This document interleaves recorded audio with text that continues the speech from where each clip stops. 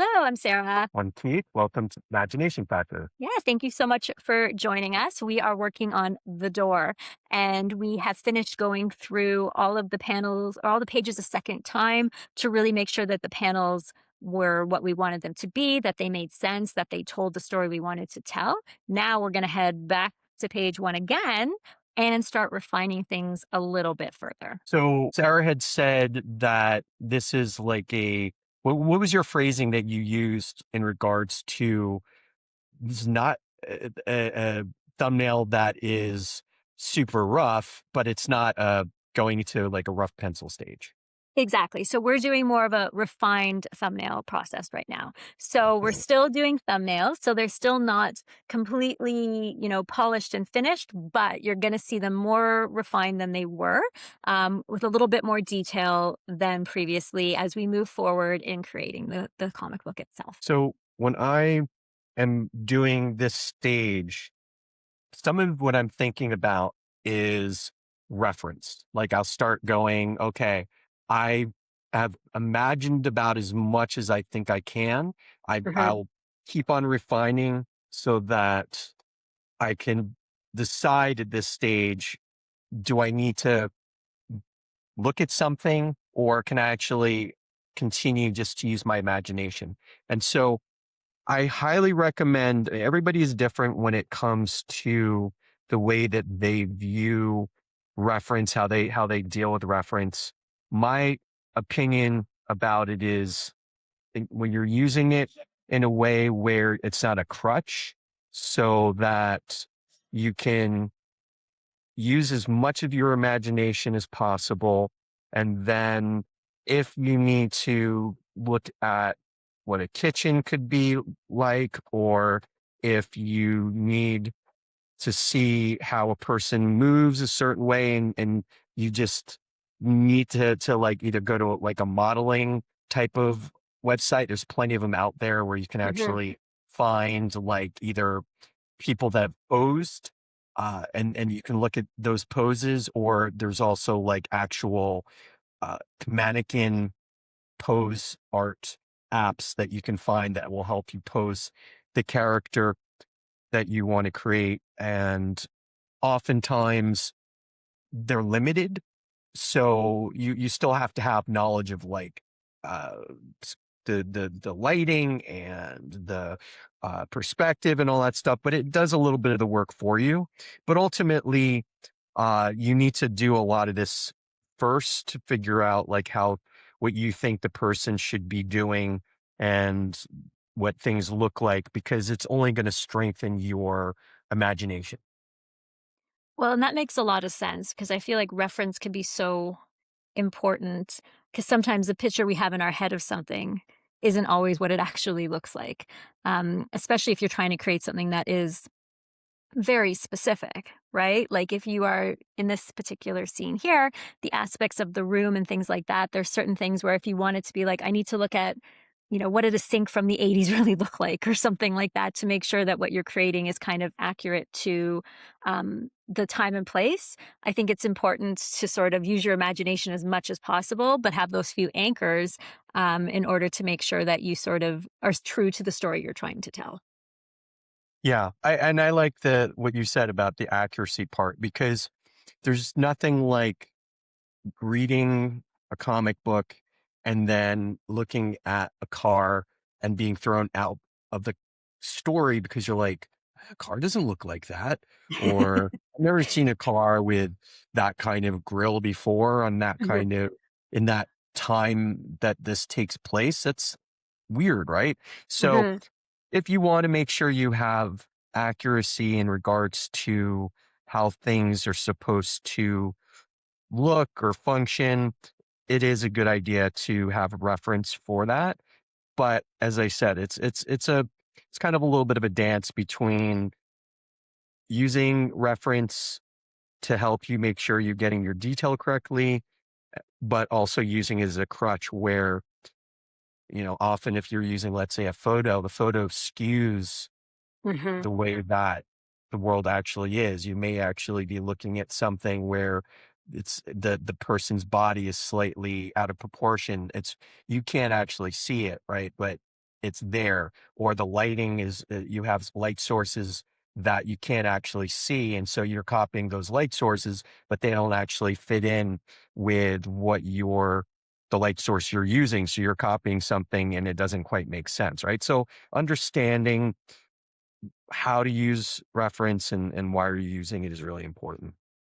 Yeah, and I mean, that does make a lot of sense because you don't wanna over-reference yourself to the point that you feel so compelled to make sure that it matches every single reference and be perfect. But if you are trying to tell a story that does have a specific place or time, making sure that that's accurate, like your car example, making sure that you're accurate to it so you don't pull somebody out of the narrative because of something that just doesn't make sense. Exactly. And right now, I'm still using my imagination. I've decided that, I mean, this is all pretty basic stuff. I'm just figuring out what the composition is in a little bit more detailed way than I had previous.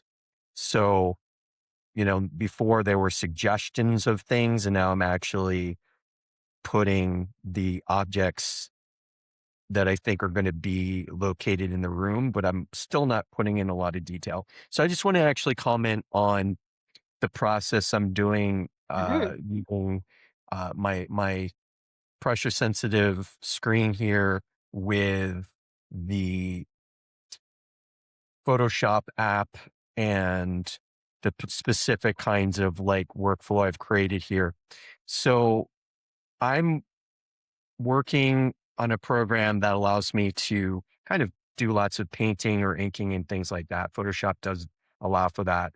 I'm using what I'd call a brush, that that little triangle thing there. It's really a stamp, and this particular stamp is kind of rough and toothy. If you watched our previous the video that we did, our Twitch edition, Mhm. explain a little bit of that. That's the last one we just did. And so right now, what I'm thinking about is like I just want to make sure I'm getting in the rough layout, the lighting, and making sure that I'm not putting in too much detail. So another aspect of my workflow is I've created these thumbnail templates. You can see they're in orange right now, and essentially the reason why they're in orange is I just moved it downwards to below an adjustment layer called hue saturation, which you can see on the left there. And that is set so the colors make it orange. Why orange? I don't know. I like that color. It could be any color. It doesn't have to be orange. It's blue, whatever. But it's light enough that it doesn't distract me from drawing on top of it in black. And I'm also using a template, as I mentioned before, a thumbnail template you can see is in orange there. It's roughly proportionate to when I were to a comic book size. And eventually the next step for me is I'm gonna make take the thumbnail and blow it up to something around 10 by 15, which is larger than a comic book. And that allows for me to put in some of the detail I like to put into. So then when it is shrunk down to comic book size, the details will still be there. But if there's a bit of handshake in the 10 by 15, or there's a little bit of roughness, some of it gets taken out because when you shrink something down, those things disappear. So I can talk about that kind of thing a little bit later when I uh, do get into a more finished, have to be in the proper layer, when I get to a more finished stage, the penciling stage. But the advantage of working at this size, so I mentioned working thumbnail size, which really is about like a little bit over 2 inches by 3.5 inches, the each of these thumbnails. And if I start zooming in, so right now I'm at 100, or I'm sorry, I'm at a 200%. You can see how rough it starts to get. If I zoom in even more, it becomes much more pixelated. And so it's really actually kind of hard for me to put in really fine detail when I start to zoom in, because as you can see here, the pixelation becomes much more pronounced. And Mhm. so it prevents me from trying to do things that are too fine, that are too detailed, because the whole point of doing these thumbnails at this stage is to be able to do things pretty quickly so that if I decide, you know what, I'm not liking this, I want to change this up, or you know, I want to put in it, like the detail I do put in, um, is going to get blown up anyway, and then all of a sudden it's going to Mhm. look pixelated. Those lines are going to look pixelated. So those types of things, it just, this is just what I've learned over time, so that I'm able to save myself a bit of hassle when I do get to a larger stage. But also it just gives me a really good overview of like what something's going to look like really quickly, so that if I want to make those changes, I can make them pretty uh, quickly without taking a lot of my time. Well, and it's great too because again, we're refining the overall composition of the room, right? Especially in this particular panel because this is going to dictate sort of where everything takes place. Um, So it's better to sort of lay things in and make sure that spatially everything makes sense and not worry about, what's actually sitting on the kitchen counter and all those kinds of things, because you can get to that in the final stages. But right now, the light sources, the space in the room, how things are going to move around, seeing that slightly more refined, but not over refined is incredibly helpful from a storytelling point of view. Yeah. So what are your thoughts as a writer, Mhm, um, watching this? Like, is this like, how do you see this? Is this like helping you if you were, so you've written a script, but mhm, obviously the script is malleable. We can change it. It's a living mhm. document at this point. Does this, if you were to revisit it now that you see the way I'm doing this, would you change things or just leave it as is? Like, what are your thoughts? At this point, nothing at this for this particular page, nothing has really changed too much, and I feel like this is, again, seeing it come to life, right? So it's sort of being like, what did we envision as the beginning of the story? Does this fit it? We went back and forth when we were going over the different thumbnails of whether or not we kept this overhead bird's eye view shot or we switched to a different angle and decided that this kind of voyeuristic overhead shot told the story best. Um, so now just kind of looking at it and looking at the layout and how it's going to work with the story. Where is the door going to be? Where are the other things? It's just, it is actually great to see it come to life, right? Because it does feel very accurate to everything that we have talked about and nothing that's changing anything for me at the moment. That's for sure. I do like seeing that light coming through from the kitchen window and how that's sort of the main light source. And then the TV, is that the TV over by the door right there? Yeah. Yeah, perfect. So again, it's all sort of what we had spoken about and also the layout of the space that's going to best tell the story. And those details, like we spoke about, of it being that 80s kind of thing and seeing the TV with the big, bulb back really speaks to time and place, which is important to establish in the first panel. Yeah. So when I was saying before about making changes on the fly, you can see I'm actually doing that right now, because one of the Hmm. things, and instead of thinking of it as like, initially I was like, it's kind of like a architect layout. But then I'm like, "Ah, that doesn't really, like, I'm having a hard time figuring out what I'm looking at." And so I realized what, if anything, it's more of a cutaway of the room, looking down at it in it's almost like a 1 point perspective looking Right. downward. So I'm going to explain a little bit of that. Um, Here we go. And I'm going to bring this out. So you see those lines that are coming up? Hmm. Um, Yep. God, a little bit. Where is that? Okay. I'm trying to, some reason I'm not able to, okay. For whatever reason, I'm not able to get it to work. Okay. What I was trying to show there was I have an actual perspective. Those lines actually, oh, look at that. Here we go. I think that's, okay. Maybe. Nope. Does not want to move. Oh, yeah, there we go. Okay. The beauty of Photoshop sometimes doesn't want to. Okay. So you see this thing here? This is my Hmm. perspective. It's just like a way for me to, like, it's a perspective gridded or perspective uh, sphere, whatever you want to call it. And you see all these lines coming from a singular dot in Yep. the middle there. That's a single perspective. And so if I were to copy this and now move it somewhere else, now I have a 2-point perspective. And then if I were to copy it again, I'd have a 3-point. So just very Right. quick perspective. This is just a really a tool to use that helps when you're trying to envision. Again, it's a reference tool, I guess you can say, when you're trying to make sure you're accurate, or to help with accuracy in regards to perspective you're using.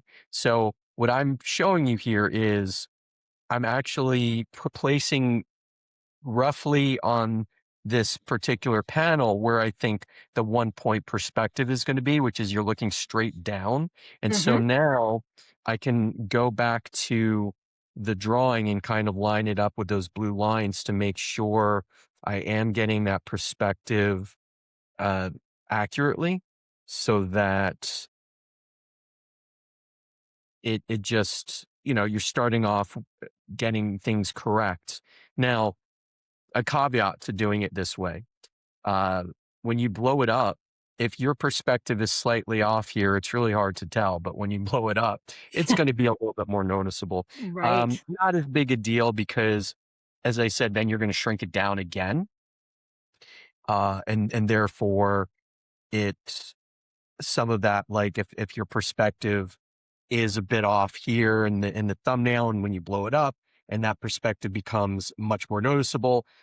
If you're at perspective doesn't have, you don't have to be, again, you don't have to like follow perspective exactly. As long as it looks right, that's Mhm. all that matters. So in this situation, it's just helping me figure out, like, where things are placed in a way where everything looks correct. It just to really give me a little bit of a little help here, right? Because now I'm looking at it and I'm shifting things a little bit here, um, and getting it a little bit more accurate at this stage where you can see it doesn't really take me very long to change this stuff. Well, it's neat too because your changes are minor, but you can already notice a difference, right? Yeah. In and it's one of those things where you don't notice it until you notice it, and you don't notice it when it's right. You never notice perspective when it works. You notice it when it doesn't work, and sometimes it's just that you go, "This feels weird," or "It doesn't feel right," or something feels a little off. But it's another thing to, again, remember when all of these things that go into creating this comic book, it's not as simple as just like, "Well, just draw a panel and move on." There's so many layers of work and specifics and research and all these things that happen in order to really give the feel that this is a real thing, right? That this is an Yeah. actual space as opposed to just, decided to draw some walls and a couple doors in it and done. This now feels eerily like a real space would feel.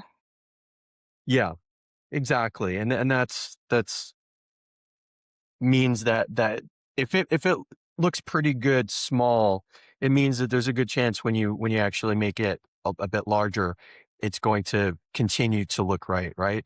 You Hmm. will see some of the inaccuracies of the form and things like that, but you'll at least have a good feeling that what you've created, for the most part, should be um, somewhat accurate, right? Uh, we're trying to problem solve. And I was told or read years ago, I think it was Mike Mignola, who's a famous comic book artist, creator of Hellboy, who said that the older he gets, the more he puts into the thumbnail stage of the art, Hmm. because he realized that's where all the problem solving comes in. If you skip to the more finished stuff and trying to problem solve things, that's where you sometimes paint yourself into a box where you're like, "Oh, geez, this doesn't look right, and I don't know how to solve it." And now you're spending all this time redrawing things in a very um, finished way.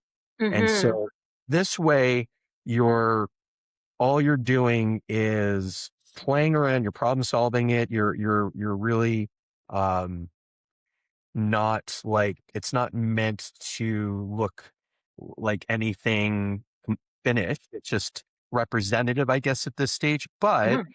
it's representative enough that it does look like things, and that's the part Absolutely. of this that I like, right? That we're you're able to kind of see hopefully, oh, this is we're looking down in a room and Mhm. those look like boxes. You identified the TV, which is great, Mhm. right? Um, and I think that ultimately at this point, if there are things about this that aren't working, I could rework it until I feel like it does, Yep, but I I'm not agree. spending a whole lot of time doing it. Right. No, but I think what you're saying makes a lot of sense. Like, we've spent many episodes on thumbnails for a very good reason, right? And rather than skip over it, do one quick version and then on to final, this is where you problem solve, right? This is where you look at the overall composition, the perspective, the details, that kind of thing, so that when you do go to do the final, bigger version, there's not a lot of questions. There's not a lot of room for interpretation. And then you can put your effort into the detail and the finalization, not the, should this be here? Should this be there? What should it look like? You've already answered those questions, which just changes where the effort goes at that stage.